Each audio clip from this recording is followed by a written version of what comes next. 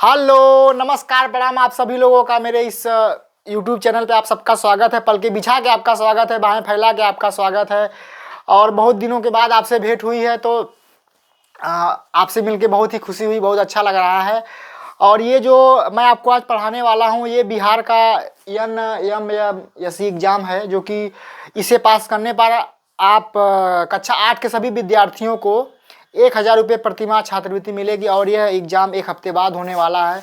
तो मैं प्रश्नों की एक शानदार श्रृंखला आपके सामने लेकर प्रस्तुत कर रहा हूँ। सबसे पहले मैं रीजनिंग करूँगा, उसके बाद फिर GS US भी हल करवा दूंगा। और अगर आप इन सभी क्वेश्चनों को हल करने में सक्षम होंगे तो मुझे पूरा विश्वास है कि आप कहीं ना कहीं इस प्रतियोगी परीक्षा में सफलता प्राप्त कर सकते हैं। तो चलिए शुरू करते हैं आज का पहला क्वेश्चन। पहला क्वेश्चन है, देखिए आप जब जाएंगे एग्जाम देने के लिए तो सबका क्वेश्चन, क्योंकि सीरीज 4 गो होती है पेपर की, तो सबका अलग अलग क्वेश्चन का वो रहेगा। ऐसा नहीं कि जैसे पहला क्वेश्चन आपका है तो सामने वाले के जो आपके बगल में बैठा है या फिर जो आपके आगे पीछे बैठा उसका पहला क्वेश्चन वही हो। थोड़ा मोड़ा अलग अलग बनाया जाता है ताकि नकल ना हो पाए। तो पहला क्वेश्चन है आपके भिन्न विकल्प छाटिए। अब देखिए इन चारों विकल्पों में पहले में आपको दिया रहेगा कि चार विकल्प दिया है, उसमें से आपको 3 को देखना है बहुत ही बारीकी से कि क्या सही क्या गलत है। उसमें कुछ ना कुछ आपको समानता मिलेगी, जैसे मैं आपको बताने का प्रयास कर रहा हूँ। देखिए आप पहले में देखिए 17 दिया है, दूसरे में 27, फिर 29 और फिर 37। तो मैंने कहा था जहां भी संख्याओं का खेल आएगा सबसे पहले आप क्या देखेंगे, सबसे पहले आप देखेंगे भाज्य और अभाज्य। एग्जामिनर को केवल आपसे यही पता करना है कि सामने वाले विद्यार्थी को भाज्य और अभाज्य के बारे में पता है कि नहीं पता है। तो देखिए ये 17 कैसी संख्या है, अभाज्य संख्या। 27 भाज्य संख्या, 29 अभाज्य संख्या और 37 अभाज्य संख्या। इसका मतलब देखिए ये अभाज्य है, ये अभाज्य है, ये अभाज्य है। कौन भाज्य संख्या है? 27। कहीं ना कहीं ये अलग हुई कि नहीं हुई इन तीनों से? तो आपका आंसर क्या होगा? बी। ठीक, चलिए दूसरा तो आप देखते देखते आराम से एकदम हल कर सकते हैं, क्योंकि मैंने आपको बहुत अच्छे से बताया है। मैंने आपको 30 तक वर्ग याद करने के लिए कहा था, ऐसे ही नहीं कहा था, कहीं ना कहीं उसका यूज होगा। देखिए जैसे यहाँ यूज है हुआ, जैसे 12 का वर्ग कितना होता है? 144। 13 का वर्ग 169, लेकिन 156 दे दिया। और 15 का वर्ग होना चाहिए 225, लेकिन 180 दे दिया। और 16 का वर्ग होना चाहिए कितना? 256, लेकिन 176 दे दिया। तो देखिए ए वाले विकल्प में इस संख्या का वर्ग दिया है, जबकि अन्य विकल्पों में इस संख्या का वर्ग नहीं दिया है। इसका मतलब कौन सा उत्तर सही होगा? ए वाला। ठीक है, चलिए अब इसमें देखिए 3 वाले में देखिए मैंने आपको बताया था कि जहां भी आपको शब्द मिले और अंक मिले तो सबसे पहला काम आपको करना है कि इन शब्दों की नंबरिंग करना है। नंबरिंग करेंगे खुद ब खुद कुछ ना कुछ आपको दिखने लगेगा। जैसे देखो ओ की नंबरिंग कितना होती है, मैंने बताया था। ओ की कितना होता है? 15, ई की 5, एक्स की 24 और इसकी डी की 4, वी का 22, के का 11 और पी का 16, एच का 8। अब देखिए कहीं ना कहीं आपको कुछ ना कुछ दिखने लगा होगा। अगर आपकी नजरें होंगी तेज, निशाना होगा सटीक मनु भाकर के जैसा, तो आपको तुरंत दिखने लगेगा कि देखिए 15 में हमने 5 का भाग दिया, कितना आ गया? 3। 24 में 4 का भाग दिया 6। 22 में 11 का भाग दिया, कितना आया भागफल? 2। जबकि इसमें आना चाहिए 16 में 8 का भाग देंगे, यहाँ आना चाहिए 2, लेकिन यहाँ कितना आ गया? 3। तो ये कहीं ना कहीं गलत दिया है या फिर भिन्न है। तो आपका आंसर कौन सा होगा? डी वाला। ओके, चलिए अब ये वाला देखिए। ई वाले में सबसे पहले मैंने कहा जहां भी आपको ऐसा देखने को मिल जाए आप कुछ मत कीजिए, सबसे पहला काम आप कर दीजिए इसका नंबरिंग करेंगे तब आपको कुछ देखने को मिलेगा, नहीं तो मिलेगा नहीं। तो चलिए जल्दी से नंबरिंग कीजिए मेरे साथ। एच का 8, जे का 10, एम 13, ये कितना है? 24 और ये कितना है? 1, 11 और ये 5 और ये कितना? डब्लू 23, सी का 16, 14, 20, 15, यल 12, 3, 21 और इसका कितना होगा? 6। चलिए अब देखिए अब आपने कर दिया, इसमें आपको कुछ ना कुछ जरूर देखने को मिलना चाहिए। बताइए, जल्दी से बताइए देख ताक के। चलिए तो चौथा क्वेश्चन मैंने कहा कि आप सबसे पहले आप नंबरिंग कर लीजिए। नंबरिंग करने के बाद आपको कुछ ना कुछ दिखने लगेगा। तो देखिए नंबरिंग आपकी हो गई। अभी तक कुछ नहीं दिख रहा है, कुछ भी नहीं दिख रहा है, जैसे उल्टा पलटा नहीं कि के का उल्टा ई हो गया था, आई का उल्टा आर हो गया था, ऐसा भी कुछ नहीं है। ऐसा भी नहीं है कि जैसे 8 में 2 जोड़ दिया, 8 2 10, 3 13, 13 के बाद अगर मान लो यहाँ 2 जोड़ दिए 3 तो यहाँ 4 जुड़ना चाहिए था, ठीक है। एक के बाद यहाँ 10 होना चाहिए, मतलब 10 जुड़ गया, ऐसा ऐसा मतलब सब कुछ मैंने करके देख लिया, कुछ भी नहीं मिला। एक चीज़ में मिल रहा है बहुत सटीक, इन सबको जोड़िए, इन सबकी नंबरिंग को जोड़िए। 8 10 8 18 13 24 जोड़ेंगे आप, देखिए आएगा 4 3 7 8 15 5 हाथ में 1 1 2 1 3 1 4 1 5 55 आ गया। फिर इसको जोड़ दिए, 3 5 3 8 1 9 1 10 हाथ में 1 2 1 3 1 4 40 आ गया। फिर इसको जोड़ेंगे तो 65 आएगा। ठीक उसी प्रकार इन सबको जोड़ेंगे तो 42 आएगा। अब देखिए ये जो आपका 55 है और ये जो आपका 40 है और ये जो आपका 65 है, ये कहीं ना कहीं 5 से विभाजित है, लेकिन जो आपका 42 है वह 5 से विभाजित नहीं, इसलिए आपका जो आंसर होगा वह क्या होगा, डी होगा। चलिए पांचवा क्वेश्चन, पांचवा बहुत ही आसान क्वेश्चन, आपको देखने से ही लग जाएगा, क्योंकि देखिए इसमें जैसे लोकेट है, LOCATE, लोकेट को क्या कर दिया गया है, बस इसके शब्दों को ही, मतलब इसमें जितने भी लोकेट में LOCATE का यूज हुआ है, इसमें इसने शब्दों को उलट पलट दिया, मतलब इधर उधर चेंज कर दिया। देखो किस क्या, जैसे YLO था यहाँ कर दिया OL, यहाँ CA था यहाँ AC करना चाहिए था, ऐसे TE की जगह इसे कर दिया, ठीक है, मतलब ये कर दिया। अब देखो इसमें देखो क्या हुआ है, EX है इसको कर दिया XE, ठीक, और उसके बाद AM, ए यहाँ से फिर ऐसे उठाया AMIN, ठीक, मतलब AMI, उसे देखो इसको क्या किया है, प्लेंटी है PLE तो इसको LE कर दिया, फिर PTYN यहाँ ENTY, एक इसमें ज़्यादा हो गया क्या लगता है, ज़्यादा नहीं हुआ है। अच्छा देखते हैं, ठीक है। एक वर्ड हाँ कोआड में देखिए, कोआड में क्या हो रहा है, CO है, ठीक, CO, और CO को OC कर दिया, बाकी आपका बचा WRD। अब हम देखिए फिर से, अच्छा इसको मैं बदलने का एक तरीका आसान बताता हूँ, अब सुनिए आराम से, एकदम आराम से बताता हूँ तरीका। चलिए तो आप लोगों का दिमाग बहुत तेज है, मैं बता रहा हूँ, देखो जैसे क्या करना है, कुछ नहीं करना, देखो LO है, LO को मैंने लिख दिया OL, इसका काम खत्म। अब देखो CATE को क्या लिख दिया गया, CTAE, मतलब CATE, ऐसे समझ लेना, जैसे यहाँ लोग LO को ऐसे कर दिया, फिर CAT होना चाहिए तो ऐसे कर दिया CATE, कैसे चला है, ऐसे देखो ऐसे चला है CATE, ठीक, ध्यान देना। अब देखो जैसे इसमें एग्जामाइन को कर दिया गया है, EX बदली गया, उसके बाद इसको कर दिया गया AIMN, मैंने कहा ना ऐसे चल रहा है AIMN, देखो इसमें क्या AIMN गलत हो गया क्या जी भाई, इसमें लगता है गलत हो गया, AIMN गलत है, इसमें यही वाला हमको गलत लग रहा है। प्लेंटी में देखिए, प्लेंटी में क्या है PLENTY, PL को इसको बदल दिया, उसके बाद ENTY, इसमें भी गलत लग रहा है, सही है, कौन वाला, सब सही है, बस वैसे उसमें ऐसे लिखा ही है, वो भी सही है। देखिए मैंने क्या कहा कि देखिए इसमें एक टर्म चल रहा है OL, ठीक है, LOCATE, जैसे देखो इसे चल रहा है, जैसे मान लो ये है, ये लोकेट, ठीक है, लोकेट। अब देखो लोकेट को कैसे लिख दिया गया, मैं देखो कैसे लिख रहा हूँ, OL, लोकेट, LO, फिर CATE, इस टाइप का हो रहा है, देखो हुआ कि नहीं वही चीज। अब देखो जैसे यहाँ है एग्जामाइन, EXAMIN, एग्जामाइन को हम लोग लिख दे रहे हैं X ही पहला 2 टर्म, उसके बाद MINE,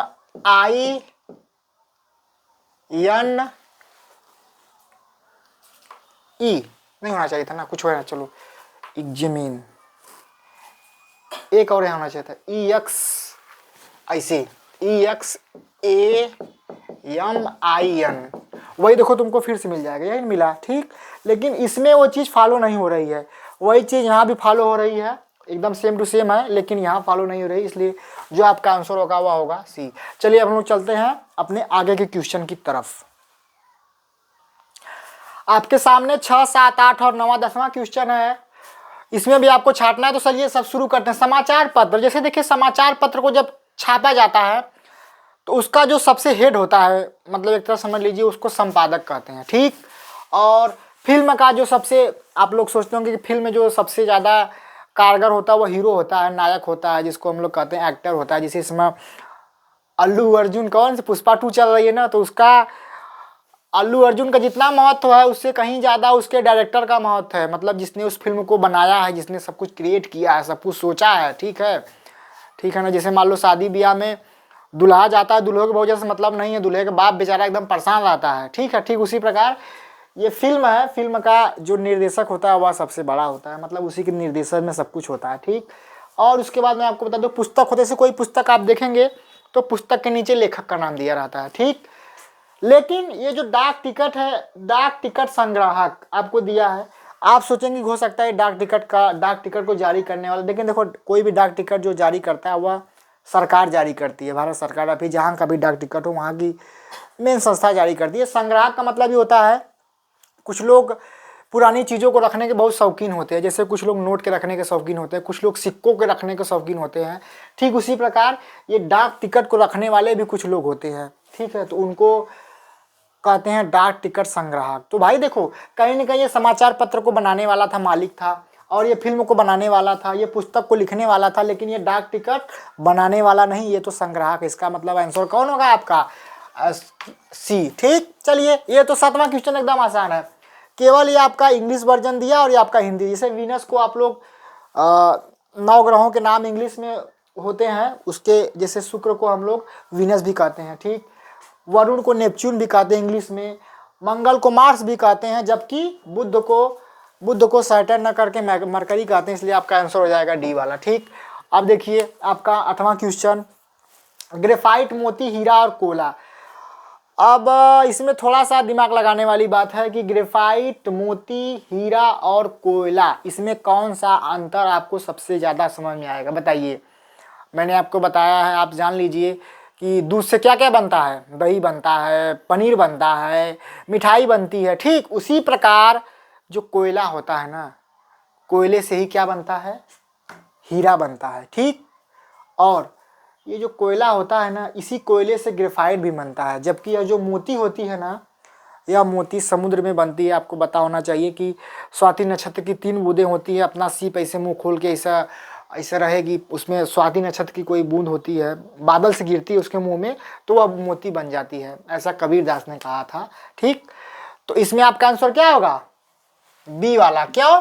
क्योंकि ये हीरा, कोयला और ग्रेफाइट कहीं ना कहीं कोयले के ही रूप है, लेकिन मोती किसी अन्य चीज से बनी हुई है, समुद्र में बनती है। ठीक, ये वाला बताइए आप लोग मेरे शेरों, मणिपुर, कोहिमा, सिक्किम और मिजोरम। मैंने आपको बताया था कि अगर कहीं प्रदेश का नाम दे दिया जाए तो थोड़ा सा प्रदेश में देख लीजिएगा, राजधानी में देख लीजिएगा, या फिर देश में देख लीजिएगा। ठीक, अब देखिए ये मणिपुर क्या है? किसी राज्य की राजधानी है जी? राज्य है। ठीक, कोहिमा राजधानी है, सिक्किम क्या है? राज्य है, मिजोरम क्या है? राज्य है। ठीक, जबकि ये कोहिमा किसकी राजधानी है? नागालैंड की। तो देखिए क्या हुआ, ये सब राज्य हैं और ये क्या है? राजधानी। तो आपका आंसर होगा कोहिमा। ठीक, चलिए अब हम लोग आते हैं 10वें क्वेश्चन पर। 10वें क्वेश्चन पे आपसे केवल ये 10वां क्वेश्चन इसलिए पूछा गया कि आपको अंतर्राष्ट्रीय संगठनों के बारे में थोड़ी सी जानकारी हो। ठीक, जैसे देखो IMF का फुल फॉर्म होता है इंटरनेशनल मॉनिटरी फंड, इसका मतलब होता है अंतर्राष्ट्रीय मुद्रा कोष। जैसे देखो अभी हम लोगों को पैसे कमी पड़ जाए तो हम लोग कहाँ जाते हैं? किसी से उधार मांगते हैं, पापा से मांगते हैं, पापा को कमी पड़ जाएगी तो रिश्तेदार से मांगेंगे। ठीक है, और सभी रिश्तेदारों के पास नहीं रहेगा तो बैंक के पास जाएंगे, बैंक वाला लोन देगा। अगर बैंक वाले के पास भी नहीं है, ऐसा अपना सबका सिस्टम होता है। जैसे मान लो कि अब तो हम लोग अपने में सोच लिए, मान लो कि सरकार को, भारत सरकार को कहीं रोड बनाना, कहीं बहुत अच्छा खासा हाईवे बनाना है, तो किससे जाके पैसा मांगने? तो ये इंटरनेशनल लेवल पूरे विश्व के देशों का पैसा एक जगह कुछ ना कुछ इकट्ठा होता है, वहाँ से लोन लेती है सरकार। ठीक है, भारत सरकार अभी मान लीजिए अपने बिहार में कहीं कोई प्रोग्राम बनाना, कोई बड़ा सा खूब अच्छा सा कुछ बनाना हो, ठीक है, जिसके लिए अरबों रुपए का आवश्यकता हो, तो कहीं ना कहीं वो कहाँ से लोन मिलेगा, कहाँ से किससे पैसा मिलेगा? इनसे, IMF से। ठीक, और ये सार्क है, सार्क होता है, सार्क का मतलब ये होता है कि south Asian association for regional cooperation. मतलब ये एक जैसे विश्व, अभी आगे बताते हैं, थोड़ा समझ लीजिए। यूनिसेफ क्या होता है?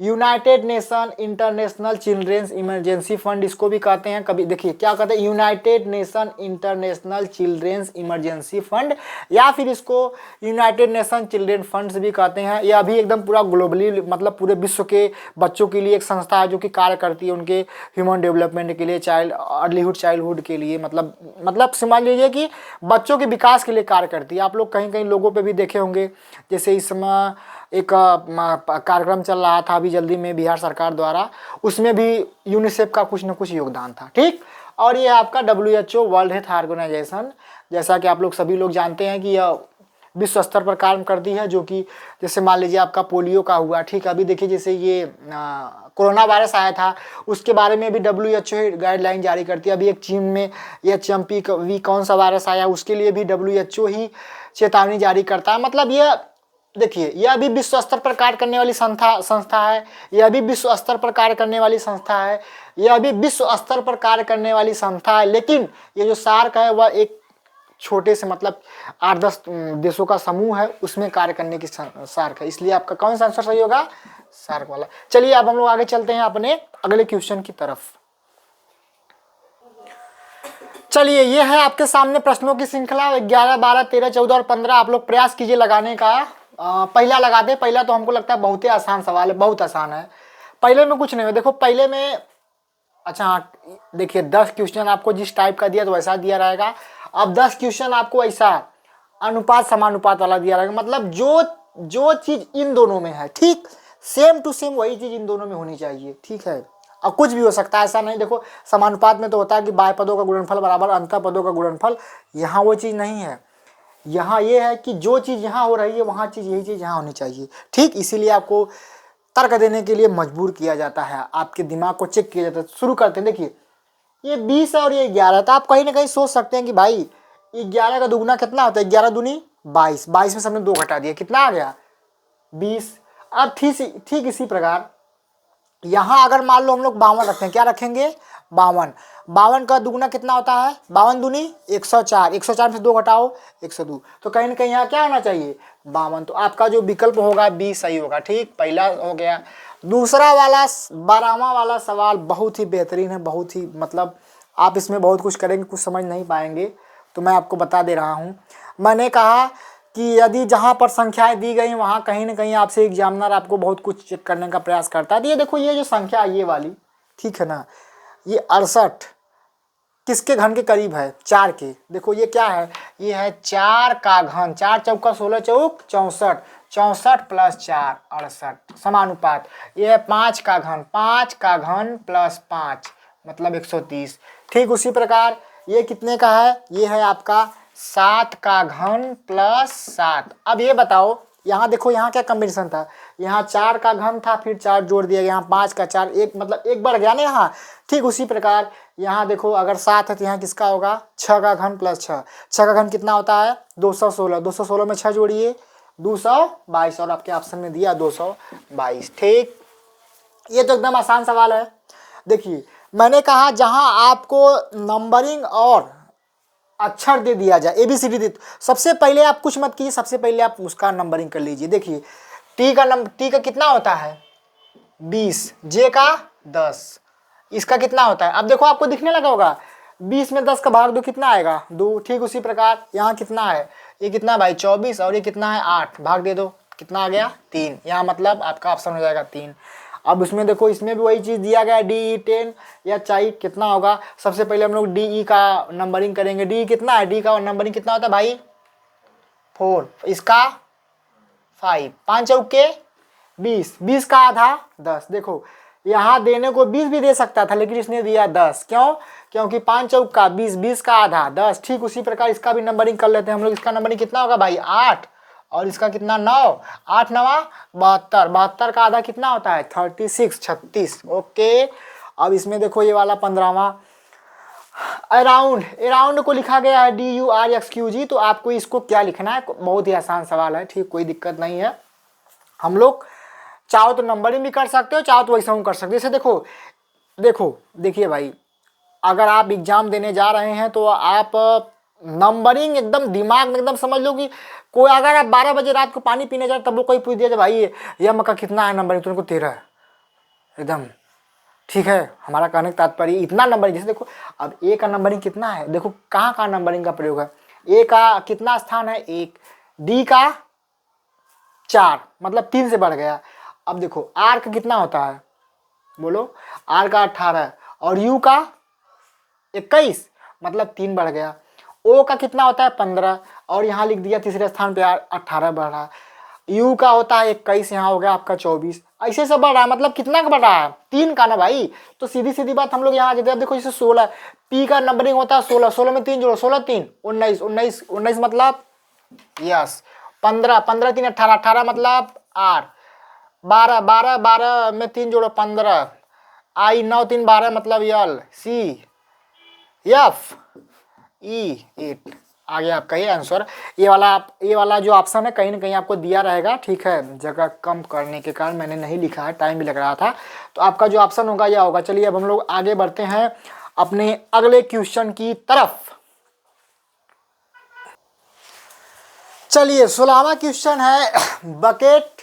बकेट को ये लिखा दिया जा रहा है और इसको क्या लिखेंगे। मैंने आपको अभी तक बताया था कि भाई नंबरिंग कर लीजिएगा, इसमें आप नंबरिंग करेंगे कोनो फायदा नहीं होगा। हाँ अगर दिमाग लगाएंगे तो एक चीज़ आपको देखने को मिल सकती है। इसे देखो बी है, बी के पहले क्या आता है ए और बी के बाद क्या आता है सी। तो देखो यहाँ बी एक शब्द के बदले यहाँ 2 शब्द लिख दिया गया, मतलब देखो बी के बदले यहाँ कितना शब्द लिखा गया 2 शब्द, ठीक आ गया समझ में, मतलब एक पहले वाला एक बाद वाला। ठीक उसी प्रकार यू के लिए भी वैसा है, जैसे यू के पहले क्या आता है टी, ठीक, और यू के बाद क्या आता है वी, मतलब देखो वी यू के लिए लिख दिया गया टी और वी। उसी प्रकार सी के लिए लिखा दिया गया बी और डी, के लिए जे के, ऐसे ऐसे लिखा गया है। आ गया समझ में, बस आगे कार्यक्रम चलता जाएगा। तो बोनस को क्या लिखे, जैसे बी के पहले क्या आता है ए, बी के बाद सी, मतलब यहाँ हो जाएगा ए सी लिख दिए, ठीक। ओ के पहले का एन पी, एन के पहले क्या आता है एम, एन के बाद ओ, फिर उसके बाद यू के पहले टी वी, यस के पहले आर टी, ये आपका हो जाएगा आंसर। ओके चलिए 17वां क्वेश्चन मेजर। मेजर साहब, ठीक, आपको सुनने में बड़ा वो लगेगा कि मेजर क्या होता है। देखिए जैसे एक सेना होती है, जैसे मान लीजिए हमारी भारतीय सेना हो गई, ठीक है, तो उसको कोई एक आदमी तो कंट्रोल कर नहीं पाएगा। जैसे स्कूल में प्रिंसिपल होते हैं, प्रिंसिपल के बाद फिर वर्ग शिक्षक होते हैं, वो वर्ग शिक्षक भी अपने क्लास में एक मॉनिटर को नियुक्त करते हैं, ठीक है, तो ऐसा क्रम चलता रहता है। देखिए एक सेना है, उसको संभालने के लिए एक बटालियन बनती है, ठीक, बटालियन मतलब उसको 100 200 400 सैनिक दे दिए जाएंगे, वो अपना मैनेज करेंगे, तो उसको कहते हैं मेजर, ठीक। ठीक उसी प्रकार जो कर्नल होते हैं, जो उनकी सेनाओं का समूह होता है, उसको कहते हैं रेजिमेंट। बाकी ये जो सैनिक तो सैनिक होता है, ठीक, सेना होती है, और कंपनी मान लो कि 2-4 लोग, मतलब 100 200 सैनिकों को मिला के कंपनी भी बन जाती है, ठीक। चलिए अब ये देखिए, ये तो आपके जीएस वाला पोर्शन चेक करने का आ गया कि कांडला क्या। सबसे पहले यदि आपको नहीं है तो पता ही नहीं कांडला होता क्या है। तो कांडला होता क्या है, कांडला देखिए ये है बंदरगाह है, बंदरगाह है जो कि गुजरात में पड़ता है, और ये जो आपका कोचीन भी एक बंदरगाह है जो कि कहाँ पड़ता है केरल में। आपका आंसर हो जाएगा केरल। देखिए केरल के आसपास ही कर्नाटक, गोवा और चेन्नई है। अगर आपको अच्छी तरह याद नहीं है तो आप एग्जाम हॉल के प्रेशर में फंस जाएंगे कि क्या होगा और क्या नहीं होगा, ठीक। तो आपको बहुत अच्छी तरह से याद करना है कि कोचीन क्या है, एक बंदरगाह जो कि केरल में पड़ता है, ठीक। देखिए स्पर्श है, किसी को चीज़ को आप स्पर्श कर रहे हैं तो वो आपको महसूस करेगा, ठीक है, कि हाँ स्पर्श हो रहा है। उसी प्रकार नमस्कार है, क्या होता है, किसी को नमस्कार करें, हाँ चचा पा लगी, इसका मतलब क्या है कि लड़का बहुत ही सभ्य है, बहुत सुशील है, बहुत मस्त है, बहुत अच्छा है, एकदम मस्त रहता है, ठीक है। तो नमस्कार को यहाँ देखो मुस्कुराने से कोई मतलब है नहीं। शिष्टाचार, हाँ भाई शिष्टाचारी है तब नमस्कार कर रहा है, स्पर्श था तो महसूस कर रहा है, इसका मतलब यहाँ क्या हो जाएगा शिष्टाचार। बाकी स्वीकार करो और सफलता ऐसी यहाँ से कोई बिलोंग नहीं कर रहा है। पहाड़ी पर्वत, देखो पहाड़ी कहीं ना कहीं छोटी होती है, पर्वत का ही एक भाग होती है। जहाँ पर्वत है, जैसे पर्वत बहुत बड़ा बड़ा होता है, उसके बगल में थोड़ी मोड़ी जो छोट मोट होता है पहाड़, उसको पहाड़ी कहते हैं, ठीक है। तो उसी प्रकार यहाँ जो धारा है वह किस में होती है, नदी में और नहर में। आप कहोगे कि सर नहर में भी तो धारा होती है, लेकिन एक बात समझ लीजिएगा, ये जो पर्वत है और पहाड़ी ये दोनों प्राकृतिक हैं, और ये जो धारा है, धारा के बाद यदि हम नहर करेंगे तो गलत हो जाए। क्यों? क्योंकि यह मानव निर्मित, नहर कैसी होती है, मानव निर्मित होती है, जबकि नदी जो होती है वह भगवान के द्वारा बनाई गई, मतलब प्राकृतिक होती है। तो आपका आंसर क्या होगा यहाँ पर, नदी। ओके, चलिए अब हम लोग आगे बढ़ते हैं अपने अगले क्वेश्चन की तरफ। देखिए आपके इस एग्जाम में कोडिंग डिकोडिंग के जितने क्वेश्चन बताएं उसमें एक टाइप यह आता है, एक टाइप यह आता है, ठीक है। इस टाइप के 2 क्वेश्चन आते हैं और इस टाइप के भी 2 क्वेश्चन आते हैं। तो मैं आपको सबसे पहले इलिमिनेट, मतलब कि सबसे पहले मैं आपको छांटना सिखाऊंगा कि किस टाइप का है। जैसे देखो इसमें क्या दिया है, यदि किसी निश्चित भाषा में कोड ओरिएंटल को ये लिखा जाता है तो उसी कोड में इसको क्या लिखेंगे, ठीक। तो मेरा कहने का मतलब ये देखो, इसको ये लिखा जा रहा है एक बार ना, तो सबसे पहला कार्य जिसको जो लिखा जा रहा है उसको उसके नीचे लिखो। जैसे देखो हल करने का तरीका, ओरिएंटल लिखो यहाँ ORIENTAL,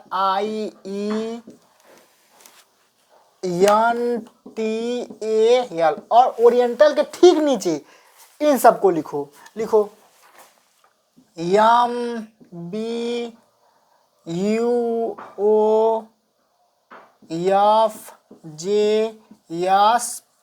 ओके, अब उसके बाद फिर इसको लिखो, इसको किसको, जिसको जो आपका है, जिसको लिखना है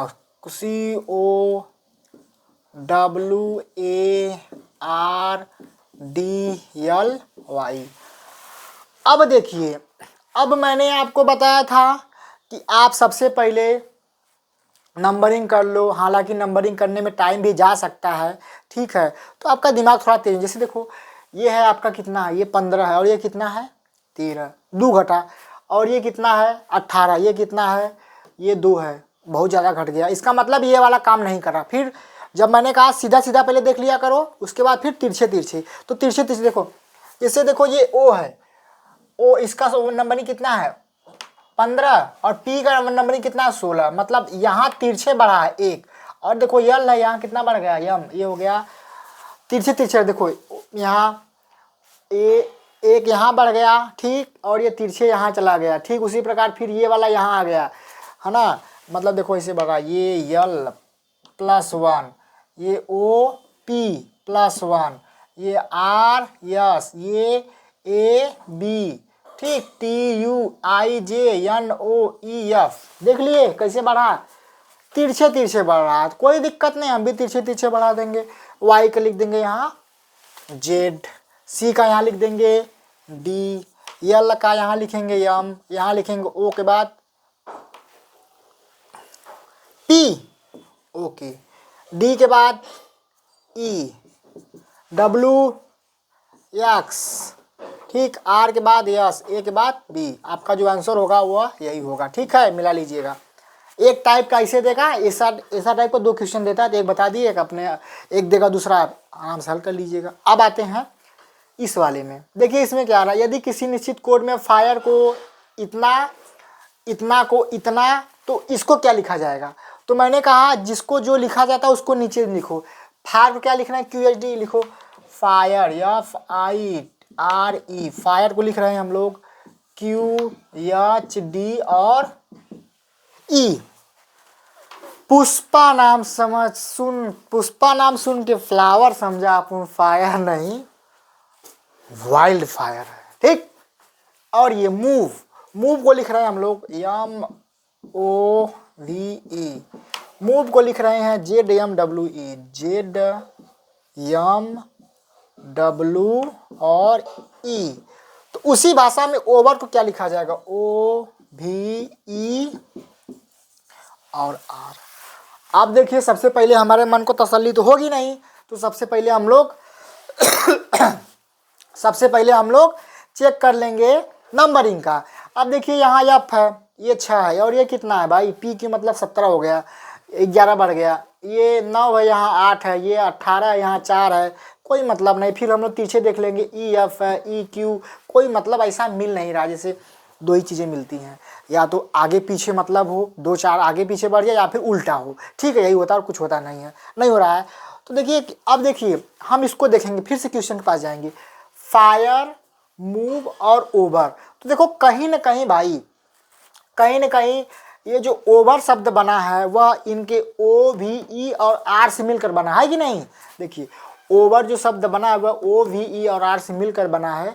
तो सीधी सीधी बात है, ये किसी को कुछ कह दिया जा रहा है, बात समझना, ठीक है। अब देखो जैसे हमने कुछ नहीं किया, आर की जगह मैंने क्या लिख दिया, डी।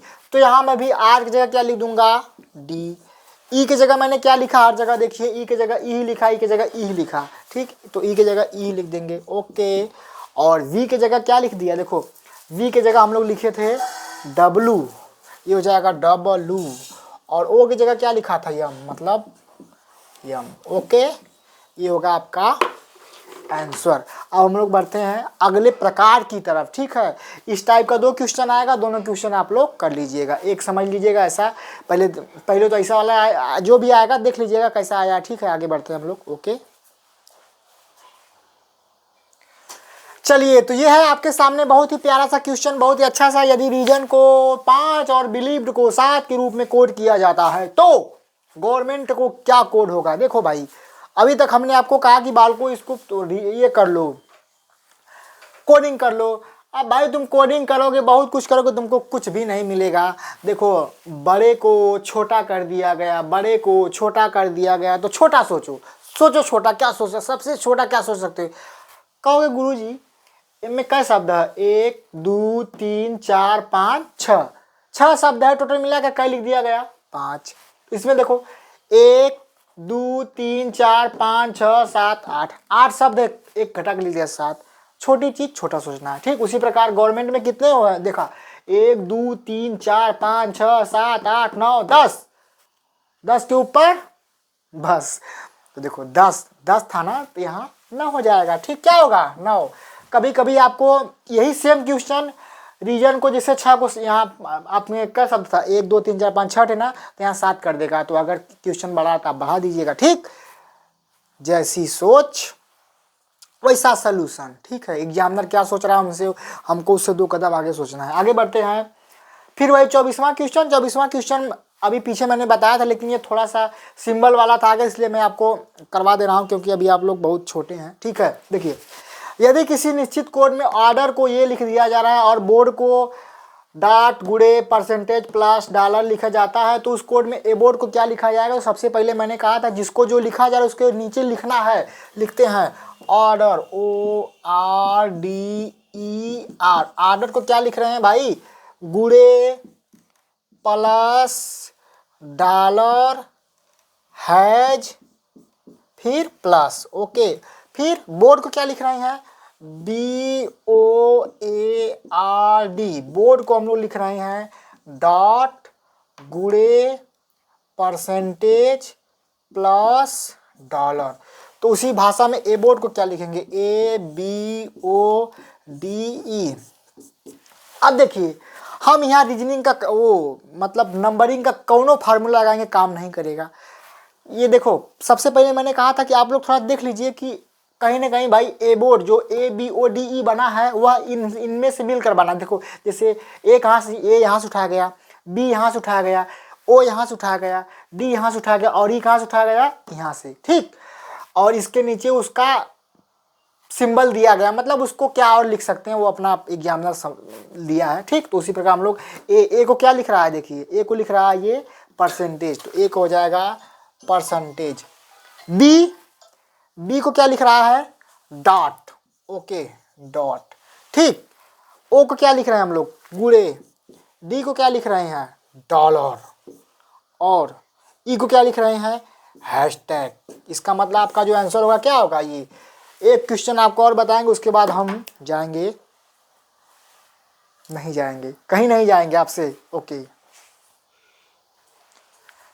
चलिए ये देखिए ये वाला भी क्वेश्चन आपके एग्जाम में आएगा, तो एकदम घबराने की कोई दिक्कत नहीं है। इसको मैं बताता हूँ बहुत ही सरल एवं सामान्य तरीके से। देखिए क्या है, किसी निश्चित कूट भाषा में 1 2 3 का अर्थ है उज्जवल छोटा लड़का। तो हम लोग क्या करेंगे, सबसे पहले इसे लिखिए, इधर लिखेंगे 1 2 3, थोड़ा दूर दूर लिखिएगा बाल को, ठीक। और यहाँ लिख देंगे उज्जवल उज्जवल छोटा लड़का। ठीक, ओके। फिर क्या कह रहा है, फिर 145 का अर्थ है लंबा बड़ा लड़का, तो हम लोग फिर इसके नीचे लिखेंगे 1 4 5, इसको लिखेंगे लंबा बड़ा लड़का। ठीक, फिर नीचे 637 का अर्थ है सुंदर छोटा फूल, हम लोग यहाँ लिखेंगे 6 3 7, यहाँ लिखेंगे सुंदर छोटा फूल। ठीक, ऐसे दूर दूर लिख लेंगे, तब उसके बाद हम लोग इसके बाद कार्य करेंगे। देखिए अब मैं बताऊंगा, अब मैं इसको और इसको, मतलब इस लाइन को और इस लाइन को, इन दोनों लाइन में देखूंगा कौन कॉमन है। कॉमन का मतलब जो दोनों में हो, जैसे देखो इसमें 1 2 3 है, इसमें क्या है 1 4 5, मतलब इन दोनों में एक एक है कि नहीं, तो हम लोग इसको ऐसे गोला कर देंगे, ए इसे गोला कर दिए, जो जो मिला उसको गोला कर दिए। ठीक, अब इसमें आएंगे, इसमें कौन कौन मिल रहा है, देखो इसमें उज्जवल कहीं पर है, नहीं है। इसमें छोटा, इसमें कहीं पर छोटा है, नहीं है। इसमें लड़का है, इसमें कहीं पर लड़का है, हाँ है, लड़का है ना। तो इसको हम लोग ऐसे ऐसे गोल कर दिए और इनका शादी कर देंगे, और शादी करने मतलब इनका जोड़ा बन जाएगा, एक है ये तो एक है ये। ठीक है, और अगर एक ये है तो एक क्या है, ये है। ठीक, मतलब ये चारों का जोड़ा बन गया। अब हम लोग फिर से देखेंगे, किसी और में तो नहीं मिल रहा है। जैसे देखो यहाँ 2 है, क्या कहीं तुमको 2 दिख रहा है, नहीं दिख रहा है। यहाँ 3 है, कहीं दिख रहा है 3, हाँ हाँ हाँ यहाँ। ठीक, इन दोनों गोली आओ, इसको इससे गोलियां दो, इसको इससे गोलियां दो, गोल कर दिए। अब देखो, अब इसमें खोजो, क्योंकि इसमें नहीं मिला था तो हम इसमें और इसमें खोजेंगे कौन इसमें मिल रहा है। देखो उज्जवल यहाँ है, क्या इसमें उज्जवल कहीं पर है, बोलो, नहीं है। इसमें छोटा है, यहाँ कहीं छोटा मिल रहा है तुमको, हाँ छोटा मिल रहा है, तो छोटा छोटा छोटा कैसे गोलियां देंगे। ठीक, और देखो एक वाला हमारा खत्म हो गया, अब हम दूसरा वाला उसको टैग पहनाएंगे, ये दूसरा जोड़ा है, मतलब ऐसे यहाँ भी 2, यहाँ भी 2, यहाँ भी 2 और यहाँ भी 2, ऐसे मतलब ये पहचान के लिए है। ठीक, अब देखो, अब हम कैसे, जैसे आपसे पूछा जाएगा कि एक के लिए क्या लिखा गया, जैसे देखिए एक के लिए क्या लिखा गया है, एक है ना, तो एक जिसके ऊपर माला पहनाई गई है, उसके ऊपर भी कहीं मतलब एक लड़का लिखा गया है। 3 के ऊपर 2 की माला पहनाई गई है, तो 2 किसके लिए यूज हुआ है, 3 किसके लिए यूज हुआ है, छोटा के लिए। अब बचा कौन, उज्जवल, और यहाँ कौन बचा, 2। ठीक, तो आपका जो आंसर होगा वह क्या होगा, 2। आपका जो आंसर होगा 2। इसको थोड़ा सा समझ लीजिएगा। इन सब शुभकामनाओं के साथ अब मैं आपसे विदा लेना चाहता हूँ, और आप लोग इन सभी क्वेश्चनों को बहुत अच्छे से देख लीजिएगा, प्रैक्टिस सेट को सॉल्व करते रहिएगा। ईश्वर आपकी सहायता करे, आप अपने सपने को पूरा करें, मस्त रहें, खुश रहें, एकदम अच्छे से पढ़िए। ठीक है, ठंडी का टाइम है, थोड़ा बचा के रहिए, क्योंकि आपका एग्जाम भी बहुत ही नज़दीक है। तो आपसे बस आप लोगों से मेरी यही विनम्र प्रार्थना रहेगी कि बचा के मेहनत करते रहिए, पढ़ते रहिए और लक्ष्य को प्राप्त कीजिए। जय हिंद, जय भारत, जय बिहार।